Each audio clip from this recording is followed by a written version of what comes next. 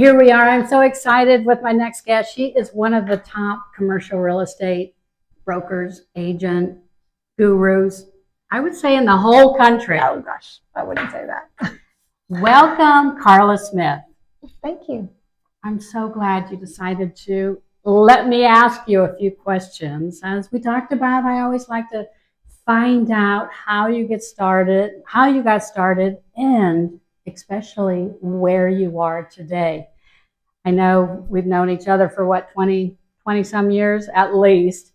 And I'm so inspired by some of these big deals and these big tenants that you work on, and wanted to share with the viewers out there. But tell us, how did you get started in this crazy commercial real estate industry? Well, I don't want to say it was a fluke, but it certainly wasn't by design. I actually had a great job and worked at a great company, and was raising two kids. They were small, and I was a sales manager for a very large sales team. And over time, it was just sucking the life out of me, and I wasn't home enough. And so I just came home one day and told my husband, I want to quit. I don't want to do it anymore. And he goes, really? What do you have in mind? And so I said, I think I want to get into real estate. I think I could do that. I think retail, especially, I just have this knack, or this desire, this interest in figuring out why people develop where they develop, and what is it, and why isn't there Starbucks when I want to go to Starbucks, and all the things. And so it just kind of happened like that. I mean, it took some tenacity after that, but it wasn't by design. It wasn't planned, that's for sure. But I'm never looked back. It's been great. Did I read that? Were your parents, and did they own a retail jewelry store? No. Did you work at one? My first job at 15 years old, I worked at a retail at a mall, in a jewelry store, and I was just a clerk and that sort of thing. But and maybe that's where you might have read where I felt like I got kind of the knack for retail and dealing with clients and customers and things like that, trying to make them happy. But no, I didn't have that family connection or legacy in real estate. My dad he owned a meat packing company, and my mom was a stay-at-home mom. So, did you know my family was in the meat packing business in Omaha? No, I didn't. That's neat.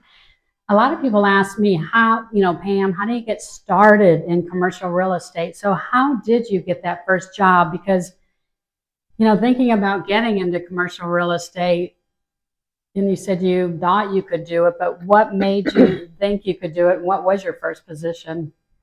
Well, I entered the business again. I had, as I was a little older. I wasn't straight out of college, but I entered as I guess you call it an intern, but I was entered just as a broker. I got my real estate license really quick, and I entered as I needed to get my feet under me as quick as I could, because I was leaving a good job, going to a commission job, which was also another whole dynamic. I think that the reason I was successful coming into the business, Pam, if I'm honest, is because, one, I went to a company that was just a really good culture and a really nurturing culture, but I had a mentor. And the mentor that I had, still my lifelong friend today, set me up for success. He helped teach me best business practices, and introduced me to people that I still contact today. He just included me. He was very inclusive and shared his knowledge with me, and made me part of his team and his deals, as opposed to me feeling awkward about it. And so I give a lot of credit to him. Are you? What were some of the key things that you really took away from him as a mentor? I know I always advise too that it's so helpful to have a mentor in this business. The ones that, there's so many different ways to go from real estate manager to working at a large brokerage firm. What were some of the advice that you remember right from the beginning? If it's a thinker, it's a stinker, he always used to say. Oh, really? I guess one of the biggest pieces of advice he gave me is that to not be fee driven, be service driven. And I actually have kind of just embodied that and internalized that. And I feel like one of my reasons for success is because I am very service driven, maybe to a fault sometimes. try to give too much. But that's probably the best advice he gave me, is to don't worry about the fees. The fees will come. If you do a good job for your clients, if you're there for them and try to make them look good, and be proactive, not reactive, as you can, because I think this can be a very reactionary business, then the fees will come and you won't have to worry about it. And honestly, that was great advice. I know you mentor different people and women, but what advice, or tell us about one of your deals. How long have you been in the business? 21 years. 21 years. 21 years. Yeah, it feels like yesterday, though. I love it. I get up every day, Pam, like, what are we going to do today? I love it. So anyway. I know I tell people, if you're not waking up on Monday, you're not in the right position, because I can't wait till Monday comes to really get back into it. But after 21 years, do you want to share one of those deals that either changed you, or you went from, maybe this fee structure to really set off your career to some of the bigger deals? I don't know about setting off my career, but I just think that I can think of examples where I was kind of told, like, don't go down that path, you're never going to get that done, or that's a waste of your time, or that's just such a long shot, go spend time on something else. I can remember several times in my career has happened. And for one of my main clients that I still have today, there was what I thought would be a really good opportunity for them in a very dense market, in a kind of an urban infill market. And my client needed, a pretty large footprint. And so I called a colleague / co-broker / friend in that market. It wasn't in Dallas. And said, hey, what do you think about this corner and this property? And, and he was like, forget it. You're never going to get that. Just forget it. And I said, no. What if, and I'm trying to brainstorm with him. And anyway, he didn't think that there was any point in talking about that. And my client has a store there today. Oh my God. So I would just say that advice, I don't know. I guess I would say one is go with your gut. If you think it'll work, try to make it work, and not to be overly harsh, but just don't take the easy road, right? Try to figure it out for your client's sake.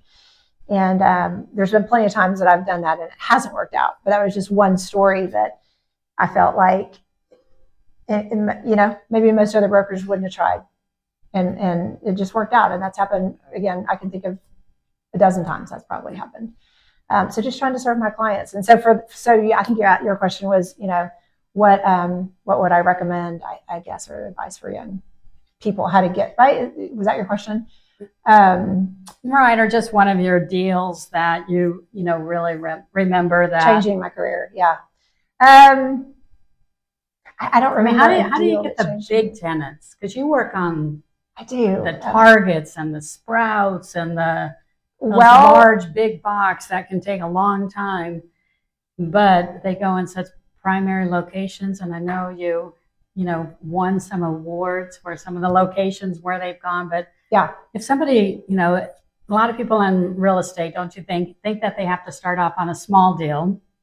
And I have the philosophy that I don't feel like you have to, but how do you get those big tenants? Gosh, years of. Yeah, I think it's just years of work. Yeah, honestly, I don't think there's any magic, and I don't think there's any magic. I think it's networking and just plodding through the daily grind and trying to build a reputation and trying to do what's right for your clients. And at some point, I think I was just blessed, right? I don't think I have any magic over anybody else. But you're right. I do work with a great tenant roster, and I'm super grateful for it. But to the young people, I do think you have to kind of try all get your foot wet and the toe in the door in all of the categories if you can. Do a little project leasing, do a little tenant rep, do some land sales, and try to figure out what you're good at. I think we all need a niche. I kind of, at this point in my career, am kind of a big box person, right? But I have other clients too. They're not all big box. But I think if you have a niche, then you can kind of resonate that and become an expert at that, as opposed to just being a jack of all trades. But I think you got to start figuring out what you're good at. and what gets you up in the morning that you're excited about, because not everybody wants to do one thing or another. But then once you kind of figure out what you're good at, I think you just go for it, right? You have to go for it, and you can't let the no's get you down or stop you, and you can't let you have to get out of your comfort zone and go meet with people and get in the car and do all the old school things that I'm not sure the new people do anymore. I know. I think people, yes, you can make a lot of money, but yes, it is hard work. And I don't think people realize how long some of these deals actually take. Do you know one of your longest deals that you worked on? 10 years. I've worked on a couple of my box tenant deals for 6, 7, 8 years easy. That's not that unusual. 10 would probably be my longest. But then again, they just take a long time, to your point. But then I have other clients that, I feel really like I've won if it's in and out in 6 months, if it's start to finish in 6 months. So you have to get used to that, though, as a new person in the business. The deal cycle is real, and you can't go spend a bunch of money because these deals take a long time. And just because it's moving in the trajectory that you want it to move in, anything can happen. And you know that. Right. Anything can happen. And so until it's closed and it's funded, you better not spend that money. That's right. Yeah, you learn that really quickly not to. And then don't really dwell, because we've all lost deals that we've worked on for a long time. And the biggest thing you can do is make sure you have enough pipeline or have enough projects in the pipeline That's right. They just keep going. If one drops off, you're like, big lesson learned. Great advice. Like, don't let the bad times or the unfortunate issues stop you from being your best. But also, to add on to that, is learn from it. Why didn't it make? Could I have done something different? Is it out of my control? All the things, but just try to learn something from that to take with you to the next deal. And like you said, I do some mentoring. I try to mentor the next generation. And one of my comments to them is, look, I'm not perfect. I'm not the best broker in the world. We all have our strengths and our weaknesses. Listen to everything you want to from me. Take the good, spit out the bad, become your own broker. And then do that with the next guy also, or girl. So you go work with Pam and get her good and bad, get my good and bad. You figure out what the broker that you want to be from the best of everything you can pull out. But we all have bad traits too, right? And you just gotta wean those out. Right. So I know you've been in retail for 21 years. What changes have you seen? And now 2025, 2026 approaching, what are you seeing in today's market? Well, especially in Dallas or in Texas. So I work in the state of Texas for a lot of my clients. And I would say that luckily we have a robust market. Luckily, through all these downfalls, we have been hit, but not hit as hard as some other parts of the country. I think the biggest, other than just the obvious, which is, interest increases and, all of that, in our market, we have kind of a supply and demand issue. And so there's just not a lot of inventory. That's a good problem to have if you're a landlord. It's not a great problem to have if you're trying to find space. So that's pretty big right now. Kind of a trend that I'm seeing right now is, or not right now, but over the last, coming out of COVID, maybe even for the last 4 or 5 years, is entertainment venues being the new anchors. So we now have, pickleball or movie theaters or whatever it is being the new anchors, where originally, or years ago, it had to have been a Walmart or had to have been a grocery store. And now it's, you see these entertainment venues doing that. Heavy food and beverage. Everybody, after COVID, you can't have enough restaurants, it seems, in a project. I don't know if that's true or not, but that seems to be the theme, is heavy food and beverage, lots of entertainment. They still want, traditional retail, but I think those are some things I'm seeing come out of it. Also, large box retailers repositioning themselves with a smaller footprint. That's kind of common at this point. Realizing that they might not need 100,000 square feet. Maybe they only need 60 or 70 or whatever. Or if they're 50, maybe they only need 30. But yeah, we've had a lot of retailers in the last few years not make it too. Right? Some closures, Cons and Party City and Joann's, and that creates opportunity. So it's a good thing for depending on what side of the fence you're on. I hate to see them close, but I think as a brand, you have to stay current. You have to stay up with what's the consumer demands and consumer shopping trends. And some of those concepts just didn't. Anyway, I guess that's kind of what I'm seeing off the top of my head. I know, I see. I've been in a lot longer than you have, but a lot of these tenants having to recycle, and then if they do not engage with their customers to make it exciting, it's so easy just to go to the next restaurant if you have bad service. Right. I mean, I'm seeing, still commercial real estate with interest rates, hard finding employees, a lot of this kind of stuff happening with retailers. Well, and the 5-day work week. That a lot of people don't want a 5-day work week anymore. So, it's a challenge. Yes, it's certainly a challenge. I want to ask you, what do you see your legacy being? Because you have done so much. I mean, I have this huge list of everything you've done. I mean, with your, the Nat Carr Stemmons Award Service finalist in 2025, the SRS Chairman's Award. You've won, a lot of the Power Broker, lots of stuff. I know community, you're really, really involved with that in fighting exploitation and human trafficking. Yeah, that's my passion. That's my Karla work Smith's passion. legacy in this world to be. I don't know, Pam. I think personally, my legacy, just that I'm a good mom, good wife, love the Lord. I don't have a big grandiose idea. Maybe, and that might be disappointing. I don't know. But I do have a super big passion for the organization that I work for, New Friends, New Life, that is really working to raise awareness and restore young women who've been exploited in the trafficking industry. And it's an insane industry when you kind of start looking into it. From a professional perspective, winning or being awarded the Chairman's Award last year here at SRS was just such an honor. I was totally shocked. I had absolutely no idea.